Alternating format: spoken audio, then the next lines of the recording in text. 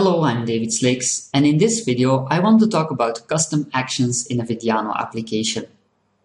Custom actions allow you to invoke business logic on the server by clicking an action icon on the client side. These actions also have the ability to send the currently selected item or items on the client to the server so that the business logic can work within a certain scope. All of the out-of-the-box actions that you see on the actions bar here are using that same mechanism. So as an example, I would like to have an action here that allows me to send a reminder email to one or more of my customers about an upcoming promotion. Actions are defined as metadata, so I need to navigate to the management here, and then I can open the actions from the service menu. I click New to create a new action, and then I need to provide a name for my action. I will call this action Send Reminder. I then need to specify in which states my action is allowed to be displayed.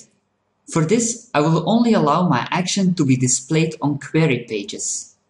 I could also display it when a single persistent object is visible or when I'm creating a new persistent object, but I'm not going to do that now. I click Save, and now my action has been created. Before I will be able to use my action, however, I will need to specify a security rights for it. Security is built into the heart of your Vidiano application and determines, for instance, whether a given action can be executed by the current user or it can't. By default, no one will be able to execute my current action, not even me as an administrator, so I will need to grant a right for that. I therefore click the New Right button, and then I specify on which type of persistent object this action can be executed. So I type the name of my schema here, followed by the name of the persistent object this action can be applied to, in this case, customer. I then say that this right allows the execution for administrators, and I save my right. And right now, when I go back to my customers, I will be able to execute my action. So let's do that now. I select my customers menu item, I refresh my page, and now I click my Send Reminder action. Of course I will get an error because I didn't write any code for my action yet. Just as with all code in your Vidiano application, you have the option to use C# or JavaScript. For this example, I will use Visual Studio and C#. In Visual Studio, underneath the service folder, there will be a file which name starts with the name of my schema and ends with actions.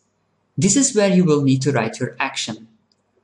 Opening this file will show me an example of the signature I need to use for writing a custom action, with the exception that in this case I don't want to return a persistent object from my custom action, so I replace it with void.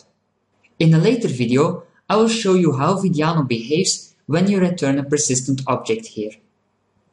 I then give my method the same name as the action name I defined in the metadata earlier, being Send Reminder. And now I can start coding the logic for my action here. So first I will gather the email addresses for my customers, and I can do this as follows.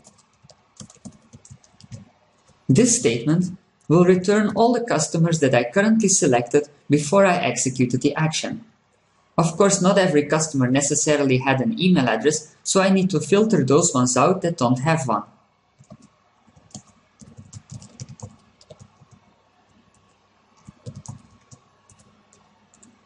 And then I select their email addresses.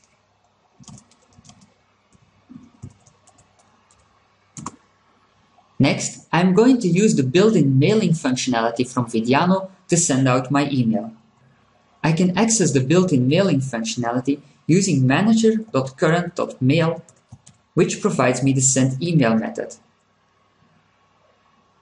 My first argument will need to contain the address information of my message sender, so that will be me.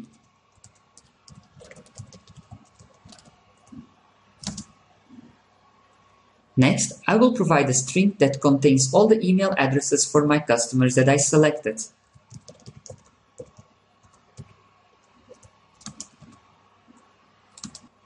Then I provide my subject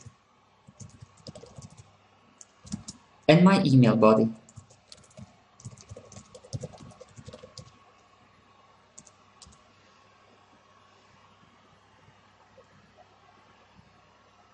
That's all I need to write. I compile my code and then I go back to my application. And now when I launch the send reminder action again, my code will be executed. Of course, at this moment it's pretty useless since it doesn't get any email addresses. So let's go back to the metadata for this action, where we will specify the selection rule. The selection rule determines the amount of items that need to be selected before this action can be executed.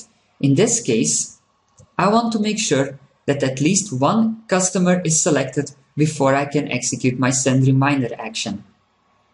I save my changes, I go back to my customers page, I refresh,